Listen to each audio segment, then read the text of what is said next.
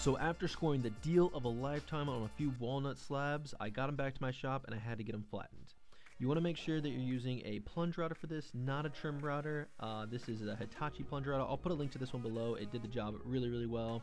I got my router sled set up and I started to take away material. This took a long time. I won't go into a lot of the details about how I made the router sled. Instead, I'll link a video from Jonathan Katz-Moses on how he made the router sled, because that's essentially what I watched to make mine, and it is a great video, so be sure to check that out. Now, after about an hour and a half of surfacing, I swiped off all the sawdust and got a look at this board, and I could tell this was going to be a beautiful live edge epoxy river table. It's got plenty of character, got some knots and some figuring. Now I just have to do the other two slabs.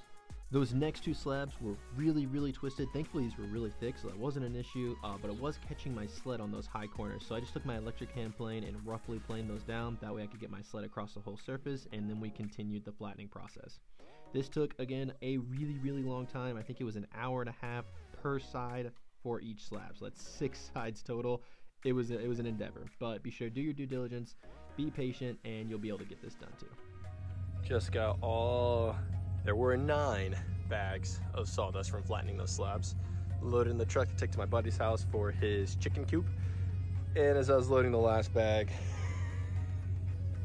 popped open.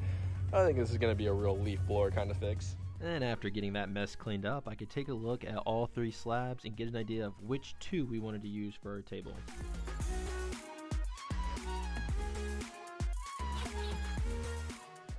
Alright, so I wanted to get a visual on kind of the size of the table we were going to have, as well as how much slab we would need versus how much epoxy we would need and which slabs we wanted to use, because we're only going to need 2 to pull this off. So what I did is took one of the rails from the router sled that I made, which was just a 2x6, ripped it down into 3/4 inch pieces, and then cut them to length for the size that we want for the table. We're gonna go with a 44 inch wide and a 78.5 long, or 78.25, I think. Arbitrary, whatever fits your space. Every space is different. We just wanted a nice deep table.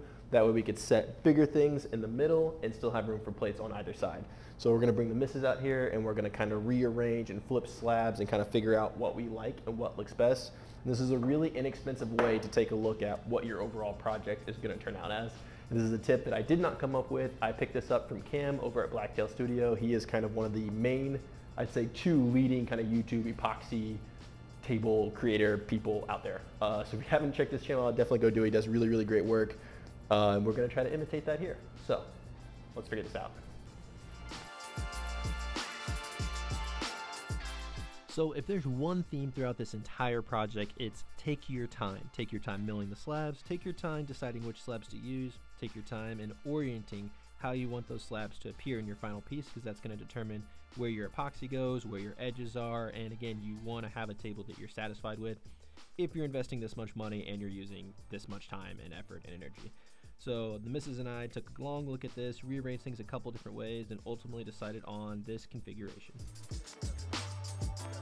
Once we had decided on the orientation that we wanted, we took a silver Sharpie and just marked the exterior of that frame. This will show us our overall table length and width.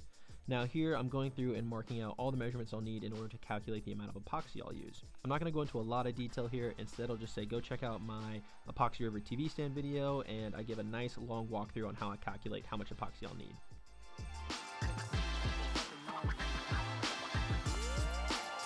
The next step would be to rough cut these slabs in order to fit in our melamine form that we're going to pour our table in. Now, my track saw only plunges so deep and I couldn't get all the way through the slabs, so I grabbed the closest thing, happened to be my bowling ball bag, set the slab on it, and started cutting through with my pole saw. This worked, but it wasn't very efficient. And then I realized I was an idiot and power tools are a lot easier, so I grabbed my multi-tool and used that to get through the rest of the slabs. You live and you learn.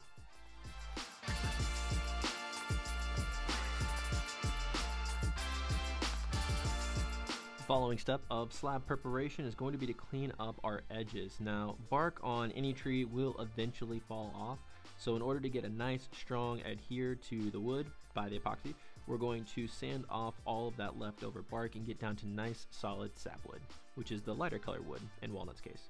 Now we can move on to making our form, just doing a couple quick calculations here, and then using our track saw to break down the melamine form and getting our sides over at the table saw. Now, admittedly, I'm normally pretty lax on PPE, but in this case, when you're cutting things like melamine or epoxy, the dust from those are just brutal. So make sure you're taking care of yourself and masking up. Yikes, I almost hate saying that. Stupid COVID.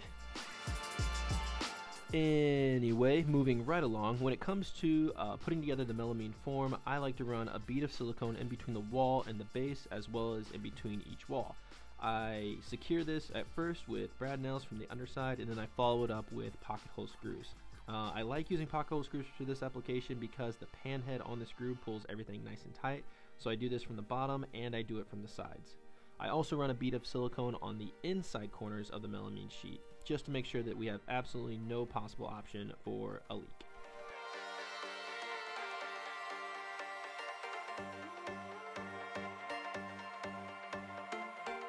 Now, for the base of the form and getting the epoxy to not stick to the form itself, there's a few different schools of thought here. You could either line the entire thing with Tyvek tape, which is what I did on my Epoxy River TV stand, or you can line the area with the river with tape and then run a bead of silicone to prevent it from going to the slabs.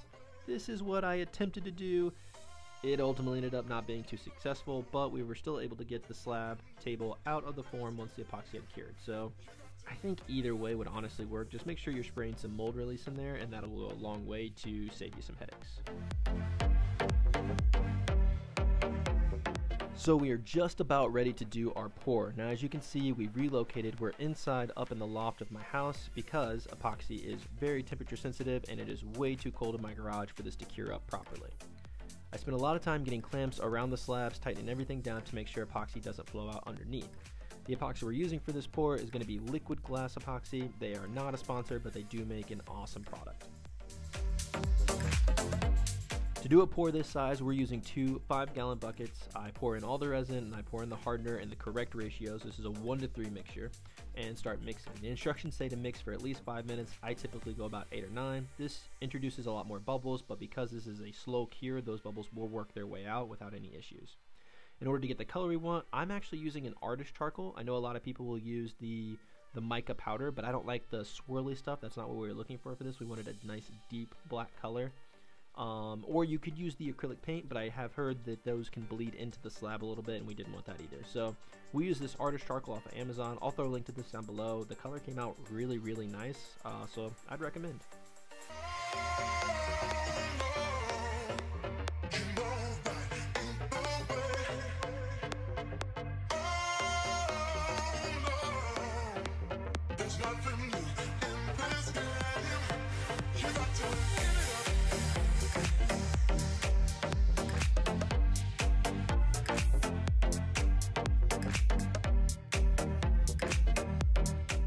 Now, this slab did have a lot of random pits and knots and different voids and checks that I needed to stabilize with epoxy.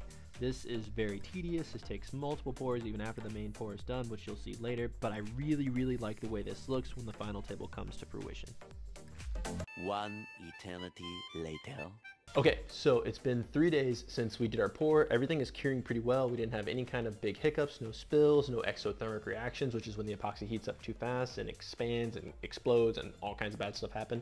So everything went really well. However, as epoxy heats up, it expands, and as it cools, it contracts back down and it shrinks. So ours shrunk below the surface of our slabs. And I thought the form was level when I put it up here, but it turns out it wasn't level. It was a little bit skewed. So on this end, there's about a 1/2 inch to 5/8 of a gap between the epoxy, top of the epoxy and the top of the slabs. And on this end, so there's about a 1/4 to 3/8 inch. So basically I just ordered some more epoxy. We're gonna scuff up this surface so we can get a good adhesion. We're gonna do another real light pour over the top, and then we'll be ready to take this over to sanding. So let's pour. A crucial step of pouring epoxy on epoxy, or really any substrate, is prepping that substrate, and that does not change when you're actually pouring it on another layer of epoxy. So what you see me doing here is just going through with a sandpaper. I think I used like 140 grit, 120 grit, something like that, and just roughed everything up. That way there was a nice place for the epoxy to get a mechanical bond on the existing layer of epoxy. Hopefully that makes sense. And you can kind of see here what I mentioned earlier. When you stir it a whole bunch, you get a lot of bubbles. So many bubbles that it actually makes the color look a lot lighter. This is black epoxy, I can assure you, but because there's so many bubbles, it almost looks like an opaque white. But no worries, again, those bubbles all pop and we get a really, really nice color in the end. So stick around.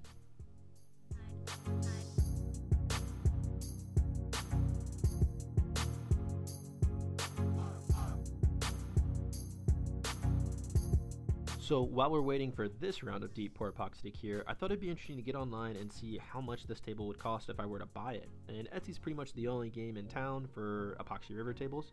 So I got on, selected the dimensions and the leg size I wanted, and both options I found were just about $5,000, if you can believe that. And after making one of these, I kind of understand where that price comes from. And 3 days later, we could come back, take off all of our clamps, and start deconstructing our mold and sending all of our prayers up to the big man upstairs, praying that this comes out without too much difficulty. Here we go.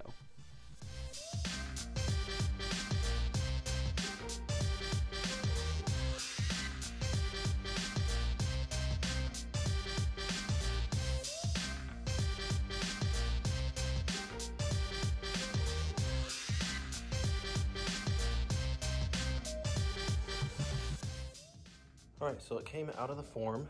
Everything went really, really well except for this wall. It just started coming into pieces, but the bottom came off really well and the other three sides came off well, so I can rip that off with the track saw and then take it to the cabinet shop and they'll sand everything down and get it looking nice and pretty. I may be shooting this whole DIY in your garage idea in the foot by taking it to this professional cabinet shop, but it saves a tremendous amount of time, gives you a better product, and honestly, you'd be surprised about how easy this place was to find and how willing they were to help. So surprised that I bet there's probably a place in your own location. So if you jump online and search for cabinet shops, give them a call and ask them, hey, do you have a wide belt sander? Do you have a wide planer? Would you mind helping me out with this piece of furniture? And I mean, this guy was more than happy to help me out, and I think it was like $50 for an hour. And it got the job done that would have taken me 5 or 6 hours minimum, so definitely worth a quick Google search. So now we're at the point where we're gonna inlay our C channels. Now C channels are generally steel. I guess you could use aluminum too, but kind of defeats the purpose because you want something sturdy. So mine's steel. I bought these off a guy on Etsy, not sponsored, not affiliated. He just had some cheap C channels. They're 2 inches wide, 1 inch deep, and 3/16? I don't know.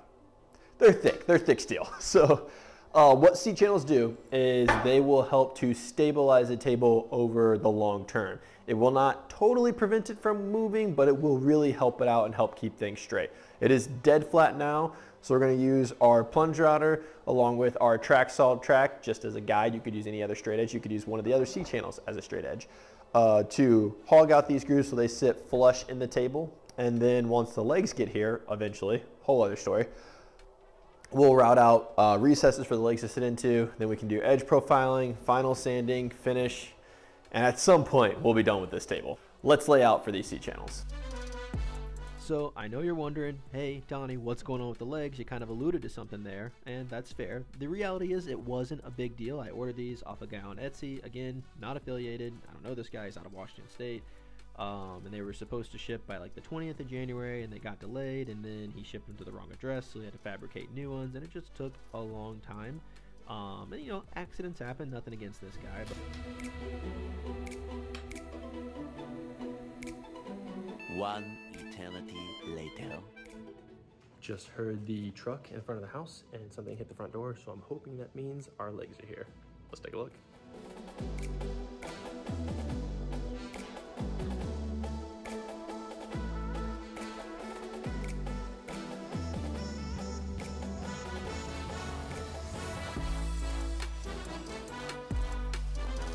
So I will say these were pretty high quality legs for the amount that I paid. We just went with a real basic U-shaped leg with a mounting plate, and it had pre-drill holes. So I'm laying out for it, and I didn't realize this until right about now, that the lug nut who made these only drilled 1/4 inch holes. Now I assume he makes legs for wooden tables, and anybody who works with wooden tables knows that you need to make larger holes in order to account for wood movement. So I had to go back and re-enlarge these holes, that way the bolts that I'm using to attach them to the table has space to wiggle around as the wood expands and contracts seasonally. Again, not a huge deal, just one more thing to drag this project out a little bit longer.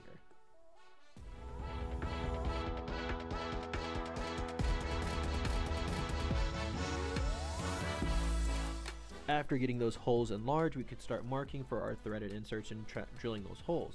Now, something I really want you guys to listen to: do not, I repeat, do not buy the Zinc threaded inserts. They are garbage. They will strip out on you. Go with a high quality stainless steel insert. It's a little bit more expensive, but you won't have it breaking on you, and you can attach your base securely. Now, how I attach these is I put a little bit of CA glue on the threaded insert just to lock it in once it's drilled in. I bottom out a screw in the insert, and then I drive it home, spinning the insert instead of the screw. With the threaded inserts figured out, I could turn my attention to the edge profile. I didn't want it to just be a big block, so I put my tracks on the table about 3/8 of an inch away from the corner of the table, and then set the blade depth all the way down and to 15 degrees, and this gave a nice deep 15-degree chamfer along the bottom side of the table. I followed that up with a 45-degree chamfer on the top for about the first 1/4 inch, and then we could start on sanding. There was a stupid amount of sanding involved, especially on the epoxies, because it will show all of the swirl marks, so you really have to take your time and work your way up through the grits. I'll spare you that. It took a long time. The finish I'm using for this project is, no surprise here, Rubio Monocoat. It is super easy to apply and gives an absolutely beautiful finish to walnut. I mean, come on, look at that. It is gorgeous.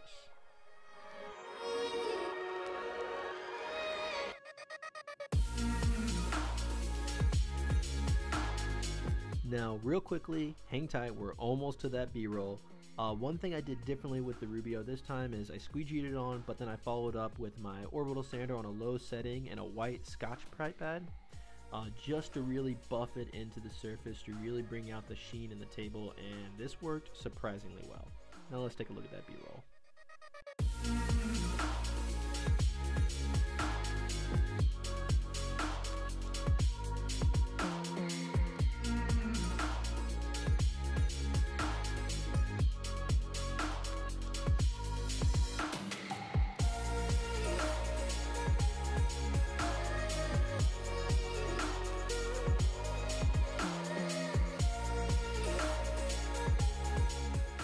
All right, guys, that's gonna do it for this week's video. Thank you so much for following along. I could not be happier with how this came together. I've always wanted to make one of these tables, and we finally just got the confidence to tackle one. And again, so happy with how it came together.